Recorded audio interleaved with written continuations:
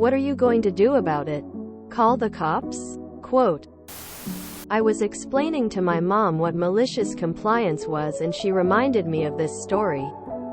I was a senior in high school when all of a sudden I got sick at school and had to be sent home.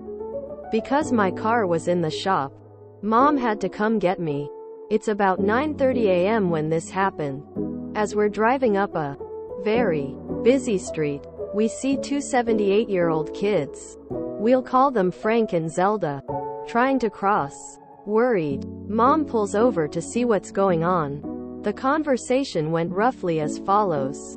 Mom, kids, are you guys okay? What are you two doing here? Frank, Dr. Idiot said we couldn't come to school early so he sent us home. Now Mom is very familiar with Dr. Idiot. He was the principal at the elementary school my younger brother was attending at the time. My brother, Mark, was going through some behavioral issues at the time and Mom was commonly called to the office, to the point they were on a first-name basis. Not that he allowed her to use his first name because I have a doctorate in education. So it's Dr. Idiot. Quote, so in other words he was an entitled idiot. There was a gas station 10 feet away so Mom tells Frank and Zelda to meet us there. We pulled in, got some water for the kids as it was a hot day and Mom calls Dr. Idiot's cell phone. Again, the conversation went roughly as follows. Idiot, this is Dr. Idiot. Mom, hi, this is Mark's mom. I have two kids here named Frank and Zelda and they say they were sent home early? Idiot, yes. Their parents dropped them off at 6 a.m. because they had to work. Something about mandatory overtime. Of course we're not a daycare so I just told the kids to go home and wait for the bus. Mom, are you kidding me? We're 5 miles away from the school. They walked all that way. It's a wonder they weren't hit by a car or kidnapped. Idiot, what are you going to do about it? Call the cops? Click. Mom was absolutely floored but she decided to give Dr. Idiot a nice dose of reality. At the time, we lived in a small town. How small? So small that sometimes the chief of police would have to walk the beat. And that day, he happened to be a block or so away from the gas station. When he got the call, he arrived, got the whole story from not only Frank and Zelda but from Mom and me. And, being a father of two elementary-aged kids himself, he was pissed. He looked at Mom and said, Chief of Police, it's time I had some words with Dr. Idiot.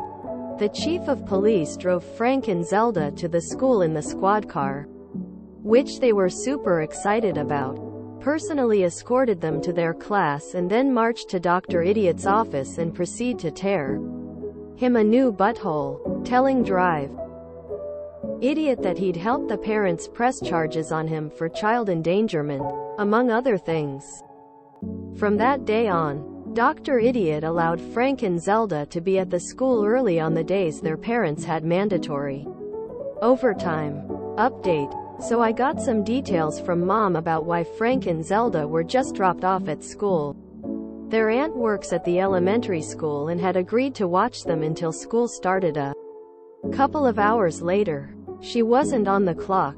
Frank and Zelda didn't live in a good part of town and their parents, understandably, didn't feel their kids would be safe if they were alone. If Dr. Idiot had driven them home to wait for the bus, it wouldn't have gotten on the Chief of Police's nerves. Is this a boring dystopia or orphan-crushing machine? This whole, we have to leave the house early because our work makes us do so. And we have no safe way for the children to get to school later in time. So we'll force Dr. Idiot to be a daycare, sucks all around.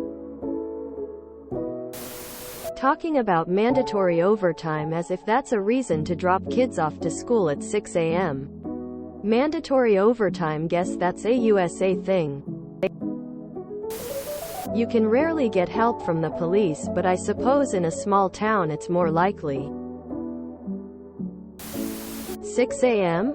They were lucky to have the head teacher there to begin with.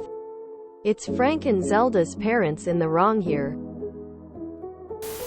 I love your writing style. Also love your mom. My kid's principal in Texas school was a piece of work also.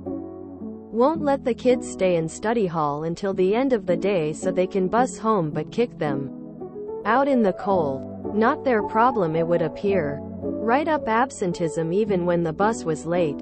Not the kids' fault. Putting special kids in all the classes so nothing gets taught.